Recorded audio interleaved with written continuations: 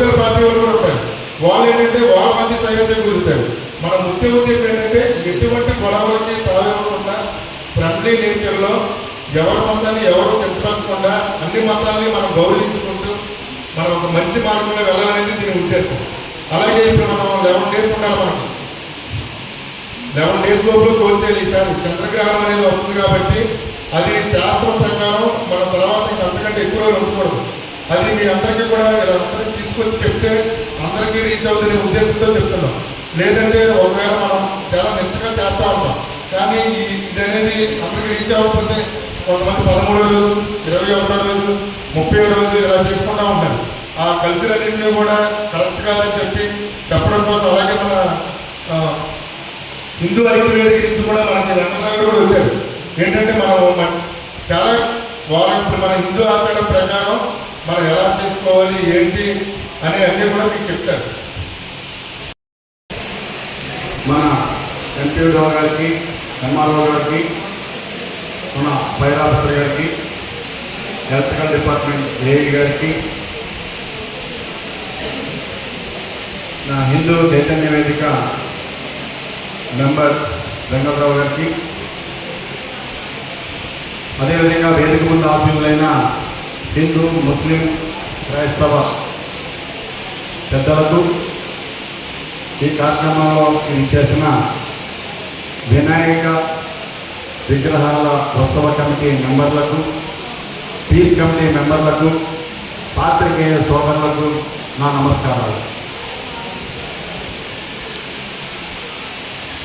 సంవత్సరంలో ముందు వచ్చేది వరలక్ష్మి వ్రతమైన ఆనవాయితీగా మనం వినాయక చవితిని మొదటి పండుగగా మనం భావిస్తాం. వినాయకుడి పండుగ ఎందుకు చేస్తామంటే వినాయకుడు విఘ్నకారుడు. ఎటువంటి విఘ్నాలు లేకుండా మనం తలపెట్టినటువంటి పనులు, కార్యక్రమాలు సజావుగా సాగాలని, ఏ పూజ చేసినా ముందుగా వినాయకుడికి పూజ చేసిన తర్వాతే మిగతా పూజలు మొదలవుతాయి. అదేవిధంగా ఈ సంవత్సరంలో మనం తలపెట్టే ప్రతి పని కూడా ఎటువంటి విఘ్నాలు కలగకుండా మంచి విఘ్నాలు కలగజేసే విధంగా విఘ్నేశ్వరుడికి పూజ చేస్తే ఈ సంవత్సరం అంతా మన కుటుంబంలో కానీ, మన గ్రామంలో కానీ, మనం చేస్తున్న పరిశ్రమలో కానీ, ఉద్యోగంలో కానీ అంతా మంచిగా జరగాలని మన లోక కళ్యాణాన్ని ఎవరి స్థాయిలో వాళ్ళు, ఎవరి స్తోమత తగ్గట్టుగా వాళ్ళు ఈ కార్యక్రమాన్ని చేసుకుంటారు.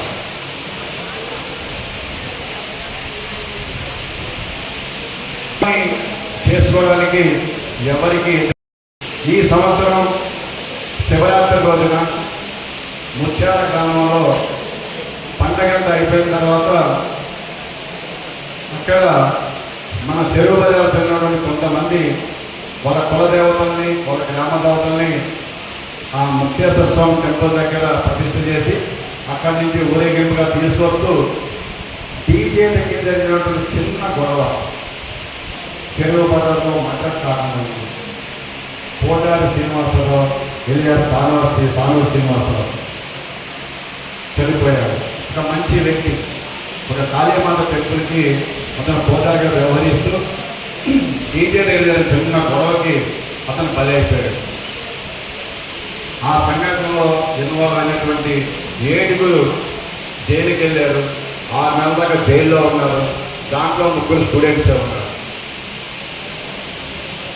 ఈ సంవత్సరం మార్చి, ఏప్రిల్ నెలలో పెనుగంటి ప్రోల్లో గోపయ్య సమేత తిరుపతమ్మ తల్లి చిన్న తిరునాళ్ళ కార్యక్రమంలో డీజే దగ్గర ఒకరికొకరు మెచ్చుకునే విధంగా డైలాగులు పెట్టుకోవడం, రాళ్ళు విసురుకోవడం, ఆ రాళ్ళు పోలీసులు తగలడం, దాని మీద అటు హోంశాఖ మంత్రులు, ఇటు రాష్ట్ర డీజీపీ గారు దీని మీద స్పందించడం, దాని మీద శ్రీనివాసం కేసు తీసుకోవడం, దాంట్లో 19 మంది జైలుకి వెళ్ళడం జరిగింది. దాంట్లో 2 డాక్టర్లు కూడా ఉన్నారు. మీరు చేసేది ఒక మంచి దైవ కార్యక్రమం.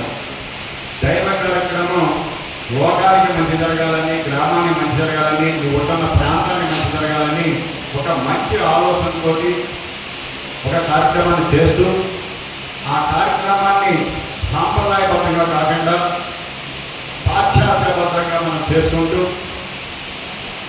గొడవలకి విద్వేషాలకి పాల్పడుతూ చివరాఖరికి కేసుల్లో ఇరుక్కొని తేలిపాల పడడం ఎంతవరకు సమంజసమో మిమ్మల్ని మీరు ప్రశ్నించుకోండి. ఇంతకుముందు ఏదైనా శివరాత్రి కానీ అర్ధరాత్రి కానీ ముక్కోటి ఏకాదశి కానీ వినాయక చవితి కానీ పండుగ అయితే పిల్లల్లో ముగ్గులు వేసుకొని వాళ్ళ స్తోమత తగ్గట్టుగా జాగారాలు చేసి పూజలు చేసి ఉపవాసాలు చేసి ఊరేగింపు అంటే ఒక కోలాటలను డప్పు సన్నాయి మేళాలను తప్పిడిగుళ్ళను ఈ కార్యక్రమాలతో చేసేవారు. ఇప్పుడు పండగ అంటే డీజే, పెళ్ళి అంటే డీజే. ఇవైనా ఈ సందర్భంగా మాట్లాడలేదు కానీ చావు కూడా డీజే పెడుతున్నారు. ఇంతకుముందు ఏదైనా సభను తీసుకెళ్తే భగవద్గీత పెట్టేవారు. ఇప్పుడు చావు అంటే డీజే. ఇక డీజే అంటే ఏమీ లేదు. డీజే దేనికంటే ఆడు ఊగడం కోసం డీజే, వాడు తాగడం కోసం డీజే. డీజే లేకపోతే మనకి కార్యక్రమం లేదు. ఇంకా పోనీ ఆ డీజే పెట్టుకుని ఏదైనా లిమిట్లో ఉంటారంటే లిమిట్లో ఉండరు. ఆంటి కొట్టి ఈంటి తిట్టి దోసుకొని చివరికి పోలీస్ స్టేషన్కి వచ్చేసి తలలు పగిలిపోయి ఆసుపత్రికి పాలైపోయి జైలు పాలైపోయిన తర్వాత అప్పుడు తెలుస్తుంది మనం ఏం చేసామని. అప్పుడు మీకు కూడా తెలియదు. మీ తల్లిదండ్రులు పోలీస్ స్టేషన్ చుట్టూ తిరిగి బాబు వీడి భవిష్యత్తు నాశనం అయిపోతుంది మీరు కేసు పెడితే ఈ ఒక్కసారి క్షమించండి. అది క్షమించే కేసు అవ్వట్ల. మర్డర్ క్షమించే కేసు కాదు. అటెంప్ట్ మర్డర్ క్షమించే కేసు కాదు.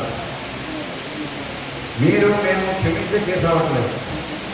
మీరు ఇప్పుడు ఉన్నటువంటి అధికారులందరూ మాట్లాడారు. ఫైర్ ఆఫీసర్ గారు మాట్లాడారు, ఏం పాటించాలి. ఎలక్ట్రికల్ డిపార్ట్మెంట్ మాట్లాడారు, ఏం పాటించాలి. మన ఎంఆర్ వారు మాట్లాడారు, ఏం పాటించాలి.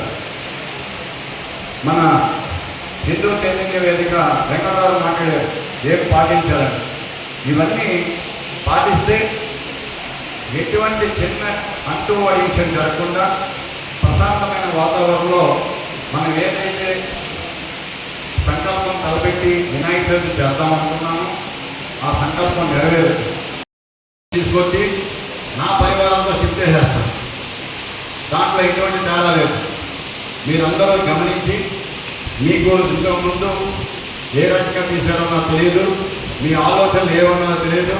ఈ సంవత్సరం ప్రభుత్వం తీసుకున్న నిర్ణయానికి ఉన్న పరిస్థితులకి మీరందరూ సహకరించి అన్ని డిపార్ట్మెంట్లు సమన్వయంలో ప్రశాంతమైన వాతావరణంలో ఈ గణేష్ ఉత్సవ నిమజ్జన కార్యక్రమాన్ని అధికారులు మీ అందరి సహకారంలో పూర్తి చేసుకోవాలని నేను మనస్ఫూర్తిగా కోరుకుంటూ నాకు ఈ అవకాశమైనటువంటి వేదిక ప్రజలందరికీ కూడా ప్రజలు తెలియజేసుకుంటూ సెలవు తీసుకుంటున్నాను.